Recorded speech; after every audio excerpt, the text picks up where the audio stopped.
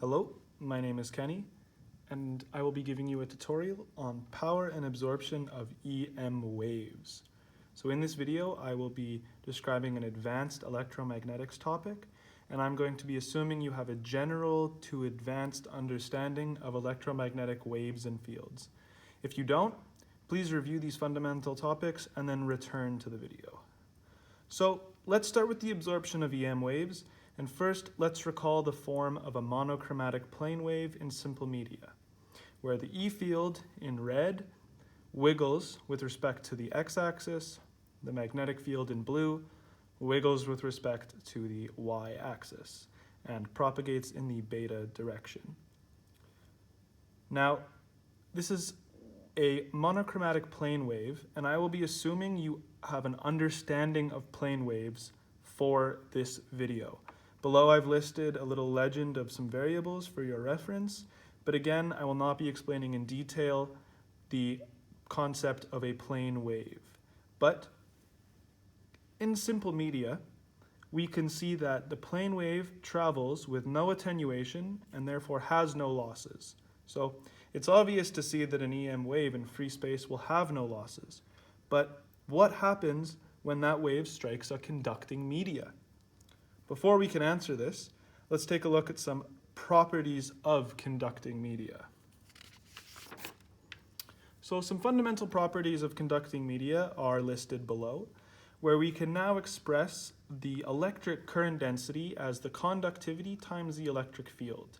In this video, I'll be referring to sigma as the conductivity, and I will only be including the electric conductivity, as magnetic conductivity is rather complicated.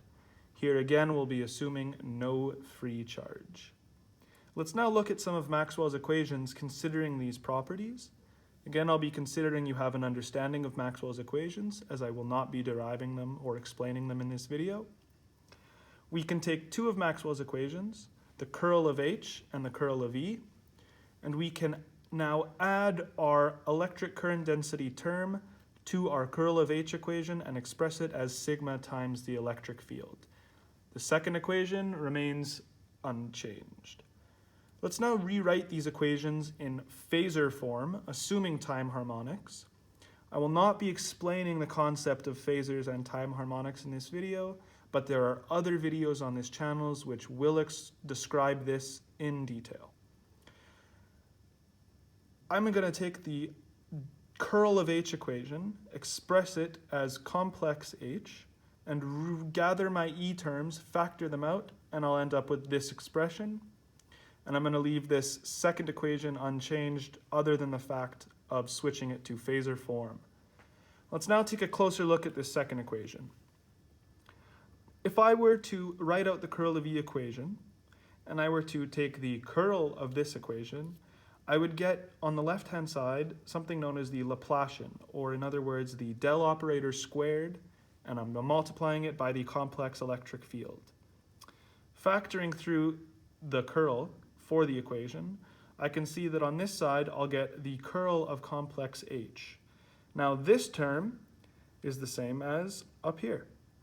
I'll go ahead and take this, I'll sub it in here and rewrite it for you here.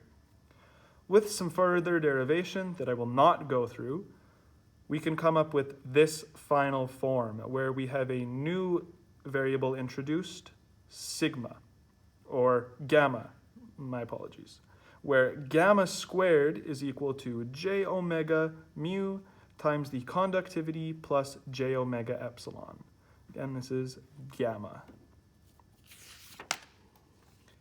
Let's now consider that gamma takes the form alpha plus j beta, so we can simplify some of our understanding. From this, we can derive equations for alpha and beta, shown below. Again, these are very lengthy derivations, and I won't bore you with the details, but I've included the final form for your reference. Let's now go a step further and look at cases for a good and poor conductor. But before we do this, let's define an important concept known as the loss tangent. The loss tangent is defined as the ratio of lossy reaction of the electric field to the lossless reaction. Shown below, I can take the magnitude of the current density divided by the magnitude of j omega epsilon times the complex electric field, and we'll come out with the equation sigma over omega epsilon, and we can equate this to tan theta. This is known as the loss tangent and is a rather important formula. With this, we can observe that for a good conductor, tan theta will be much greater than 1, implying that sigma will be much greater than omega epsilon. For a poor conductor, conversely, we can say that we want tan theta much less than 1, implying that sigma must be much less than omega epsilon. Using this, we can now define a new parameter called the skin depth, which is inversely proportional to the real part of gamma, or delta is equal to 1 over alpha. This is the depth till which current will flow in a good conductor before it is completely attenuated. With this knowledge, we can examine some interesting properties of good and bad conductors. So in a poor conductor, where sigma is much less than omega epsilon and the skin depth is 1 over alpha, we can look at the effective skin depth by plugging in this constraint into our equation. Using some tricky simplification tactics, we can see that our spatial frequency omega will completely cancel, leaving us with alpha is equal to sigma over 2 times the square root of mu over epsilon. Using this, we can observe that 1 over alpha, or the skin depth, is equal to 2 over sigma times the square root of epsilon over mu. We can conclude that for a poor conductor, the skin depth is completely independent of frequency. Now, this is a very interesting observation. The skin depth of a poor conductor will remain consistent regardless of the frequency of the wave incident on its surface. Of course, assuming that the different frequencies of waves fired are at the same conductor if you were to conduct this virtual experiment. And in other words, what I'm saying is that sigma, epsilon, and mu are the same, where you vary the frequency. You'll observe that the skin depth is independent of the frequency you've chosen to use. It's a very, very interesting observation. Now let's look at the skin depth for a good conductor, where sigma is much greater than omega epsilon. Similarly to what we did above, we can plug our constraint into our equation for alpha, and we'll notice here that epsilon cancels, where we end up with alpha equal to this, and we'll notice that that is also equal to beta. Now, further stretching, we know that beta, the wave number, is equal to 2 pi over lambda. Again, I won't be talking about this in this video, but other videos on this channel will describe this. Now we can see that the skin depth, which is 1 over alpha, or in the case of a good conductor, 1 over beta, the skin depth is lambda, or the wavelength, over 2 pi. Another very interesting observation. We can conclude that for a good conductor, the skin depth is independent of epsilon and is proportional to the wavelength normalized by 360 degrees, or 2 pi radians if you wish. These absorbing principles play a huge role in designing materials for absorbing applications. For instance, an easy example would be your microwave. Food can be generally thought of as a poor conductor, where the skin depth, or depth at which your food is heated, depends heavily on the frequency of waves used to conduct current and dissipate heat. So lots of experiments has been gone and thought has gone into designing microwave frequencies at the optimal range for food heating, where food gets heated uniformly and not burnt on the surface. You want your wave to attenuate in your material sufficiently as to not overheat the surface, but still provide heating at the inner layers. Again, there is lots of research has gone into this, and it's no coincidence that your microwave is called a microwave, since the optimal range of frequencies for heating food is the micro region. Let's now take a step back from studying absorbing principles and instead look at the power of EM waves. Before we do this though, maybe an interesting insight would be to look at this plane wave illustration from the first page. Here, since we're in free space, we can see that no attenuation of the waves has happened, but once this strikes a conducting media, we would see that the waves would follow a decaying envelope, where the wave will eventually be fully attenuated. This is how power gets transferred through media, and is a principle of absorbing conditions. Now, the best way to describe power flow in an EM wave is by using the Poynting theorem. So in the previous section, I was fairly nice with the derivations and I didn't go through any, but I think that the Poynting theorem derivation is quite interesting and is really not as complicated as some might think.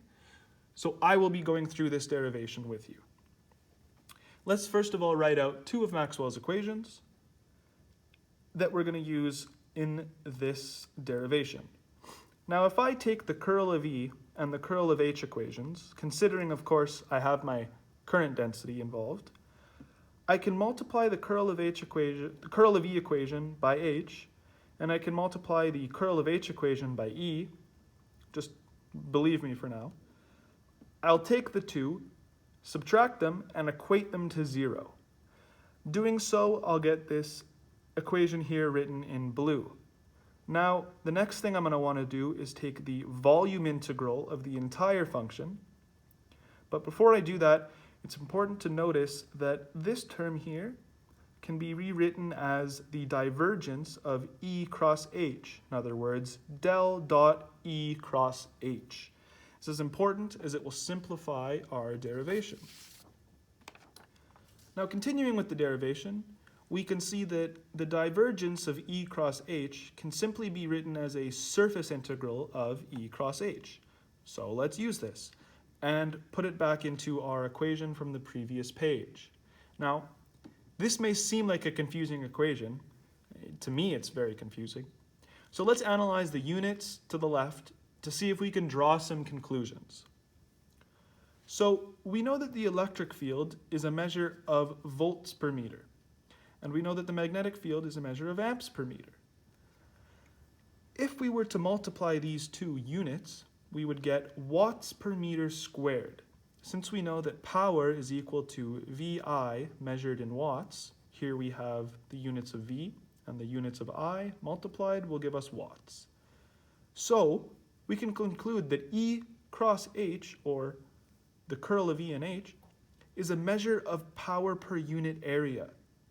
We can also go back and observe that on the right-hand side, these terms here must represent the energy density, and these terms here must model the losses. Since J, our current density, is the term that has sigma in it, this must be where the losses occur. For any balanced system, there is a conservation of energy, so without this losses term, we would be breaking lots of rules. We can now go ahead and define S bar as the Poynting vector, where S bar is equal to E cross H. This is a very important formula as well. With some further derivation, it becomes even clearer that the surface integral of S dot ds is equal to this term, where through some algebra where we've rearranged some of these variables, we can clearly see that this term here is the energy density as a function of change in time. And here we can see that our ohmic losses are represented by our sigma term. Again, this whole side now has been derived as a volume integral. The Poynting vector, as we just derived it, is a representation of instantaneous power. Although this is useful, the time average power is a much more relevant form of power. To come up with an expression for time average power, it's easier to switch to phasors and assume time harmonic fields, as I've written below. We can say complex E is sum E naught times e to the j omega t, and complex H is sum H naught times e to the j omega t. Assuming, of course, that the electric field is equal to the real portion of complex E, and the magnetic field is equal to the real portion of complex H. Knowing that S is equal to E cross H, or the pointing vector is equal to E cross H, we can conclude that the average power, or S bar average, is 1/2 the real component of E crossed with the complex conjugate of complex H field.